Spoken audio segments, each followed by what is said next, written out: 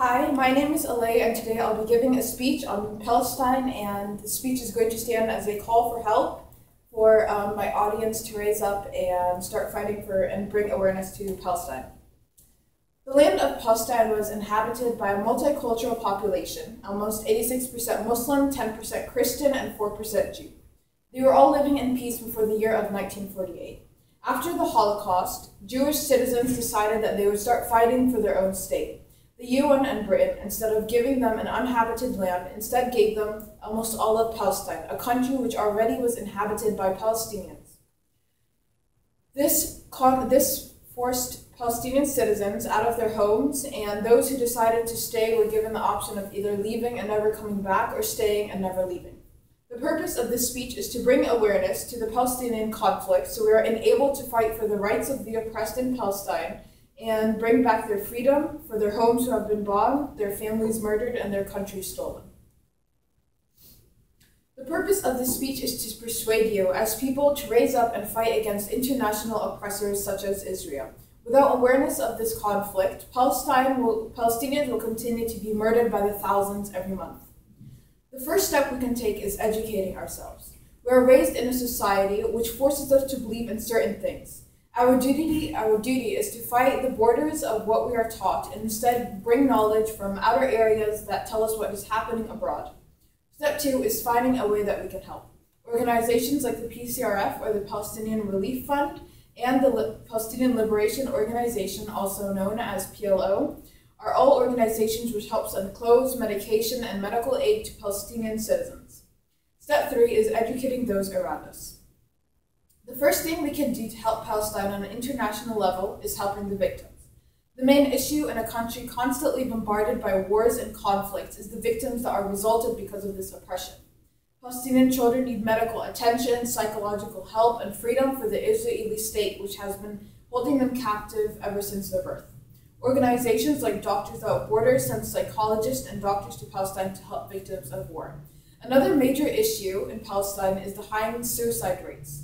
This increases 35% every year. Organizations like Doctors Without Borders send psychologists to help decrease these rates. Donate to organizations created to support the Palestinian people. Since we are reasonably unable to help the entire nation, we can help them by citizen.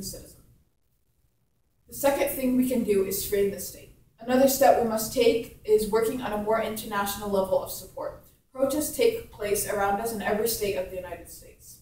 Check your own locations and help to fight and support for the Palestinian people.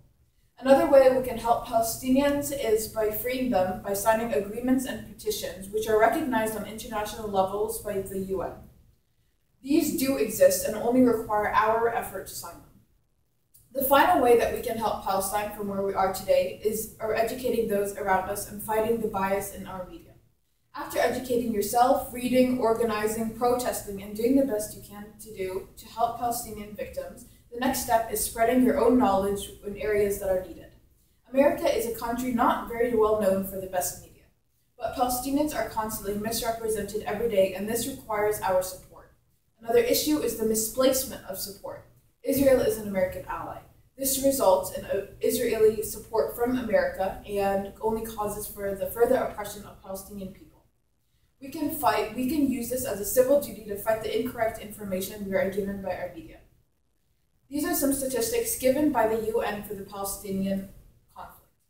About 133 children have been killed by Palestinians since 2000. But to fight this, almost 3,000 Palestinian children have been killed by Israelis ever since September 29, 2000. 1,195 Israelis and almost 10,000 Palestinians have been killed since September 29, 2000. Although 1,300 Israelis were injured ever since September 29, 2000, almost 73,000 Palestinians were injured as well. During 2014 and now in 2015, the United States is providing Israel with almost $8.5 million a day in military aid for Israel. But on the other hand, they provide $0 in military aid for Palestine. Freedom is something that we take for granted. So are schools, hospitals, and the existence of our own families.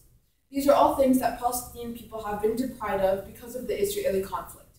This speech is a call for help, for us as a nation to wake up and rise in support of the oppressed people in other nations besides ours.